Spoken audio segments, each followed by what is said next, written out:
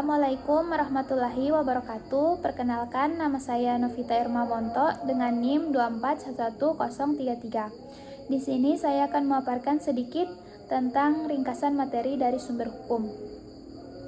Menurut Dormier menjelaskan bahwa sumber hukum itu dapat dipandang dari sudut ilmu filsafat hukum, ilmu sosiologi hukum, ilmu sejarah hukum, dan ilmu hukum positif.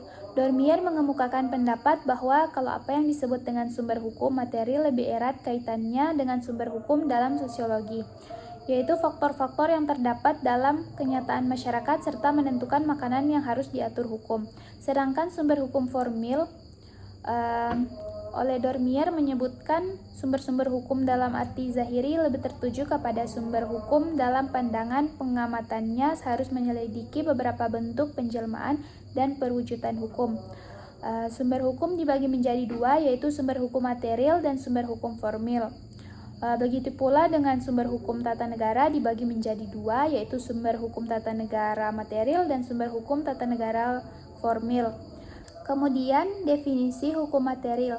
Secara singkat, B.S. Pramono mengemukakan pendapat bahwa sumber hukum material adalah sumber hukum yang menentukan isi kaidah hukum dan terdiri atas perasaan hukum seseorang atau pendapat umum, agama, kebiasaan, dan politik hukum daripada pemerintah. Catatan penting yang perlu diperhatikan yaitu ketika mempelajari hukum dalam sumber materialnya, jangan mengabaikan hukum dalam sistem nilainya. Sebab apa yang terjadi kalau tidak ada ukuran yang bisa menjadi landasan perihal apa yang benar dan apa yang salah. Kemudian definisi dari sumber hukum formil.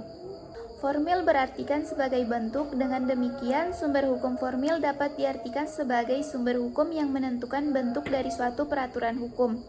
Sudikmo Mertokusumo mengemukakan, sumber hukum formil merupakan tempat atau sumber dari mana suatu peraturan memperoleh kekuatan hukum, yang berkaitan dengan bentuk atau cara yang menyebabkan peraturan hukum formil itu berlaku.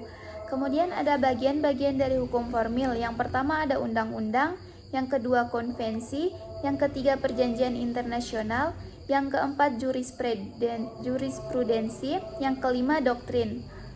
Kemudian ada undang-undang. Undang-undang dalam arti formil ialah keputusan penguasa yang dilihat dari bentuk dan cara terjadinya sehingga disebut undang-undang.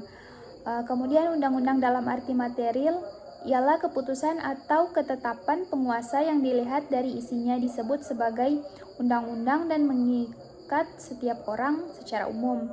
Kemudian yang kedua ada konvensi, yaitu kebiasaan dapat menjadi hukum. Kebiasaan jika tindakan tersebut dilakukan secara berulang-ulang atau usus dan adanya unsur psikologis mengenai pengakuan bahwa apa yang dilakukan secara berulang-ulang itu adalah aturan hukum. Kemudian ada perjanjian internasional dalam beberapa literatur. Kebanyakan sumber hukum menyebutkan dengan istilah traktat bentuk perjanjian nasional yang dapat dijadikan sumber hukum. Yang keempat ada jurisprudensi, yaitu keputusan pengadilan yang diikuti oleh pengadilan selanjutnya dalam kasus yang sama dan kumpulan putusan-putusan pengadilan mengenai persoalan ketatanegaraan yang setelah disusun secara teratur memberikan kesimpulan adanya ketentuan hukum tertentu yang ditemukan atau dikembangkan oleh badan peradilan. Kemudian yang terakhir doktrin. Doktrin adalah pendapat para ahli hukum terkemuka. Sebuah pembentukan undang-undang perumusan keputusan pengadilan banyak merujuk kepada pendapat-pendapat para ahli.